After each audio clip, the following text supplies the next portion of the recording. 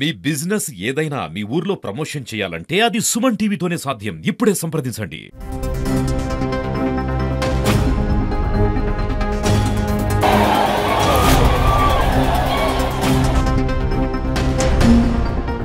Welcome to Suman TV. This is Satyam Prasad. తమిళనాట పెను విషాదం చోటు చేసుకుంది.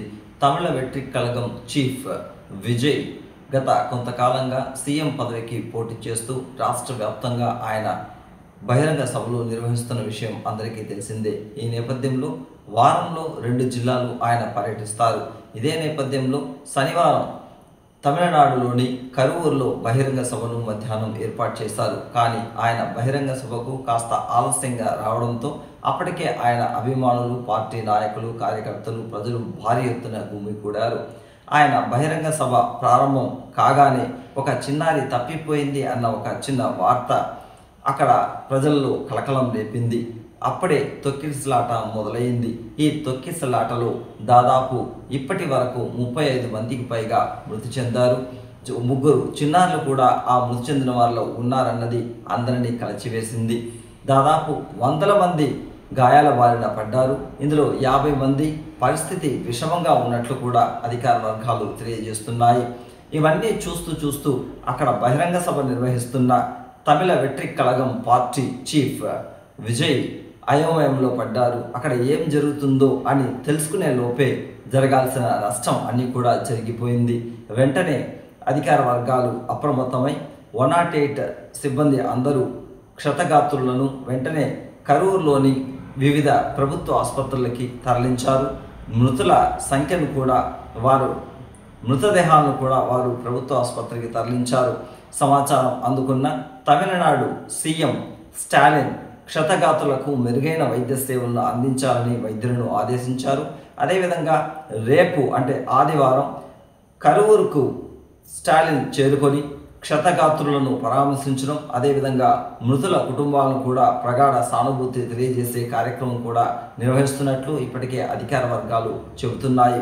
ఏది ఏమైనప్పటికీ తమిళనాట రాజకీయ బహిరంగ సభలో ఇలాంటి మృతుల సంఖ్య పెరుగుతూ రావడం అనేది తొలిసారిగా జరుగుతుంది అన్నది కూడా ప్రజలు చెప్తున్నారు. ఈ నేపథ్యంలో మేధావి వర్గం కావచ్చు, లేదా రాజకీయ వర్గాలు కావచ్చు, ప్రజాప్రతినిధులు కావచ్చు, దీనిని విమర్శ కోణంలోనే చూస్తున్నారు. ఎందుకంటే ఒక బహిరంగ సభలో ఇలాంటి తొక్కిసలాట జరిగి 3 చిన్నారులు చనిపోవడం, అందులో 30 మందికి పైగా ఇప్పటికే మృతుల సంఖ్య పెరగడం, దీంతోపాటు వందలాది సంఖ్యలో జనాలు గాయాల బారిన పడడం అనేది అందరినీ కలచివేసింది. ప్రస్తుతం తమిళనాట పెను విషాద ఛాయలు అలుముకుంటున్నాయి.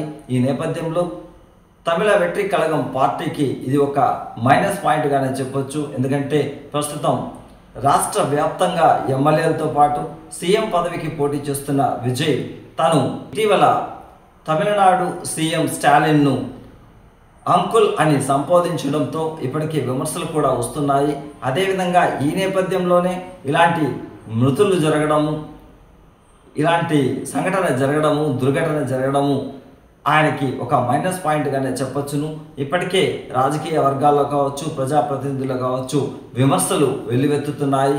ఈ నేపథ్యంలో తమిళ వెట్రి కళగం పార్టీ భవిష్యత్తు ఎలా ఉండబోతుంది అన్నది కూడా భవితవ్యం ప్రజల చేతుల్లోనే ఉంది. ఈ నేపథ్యంలో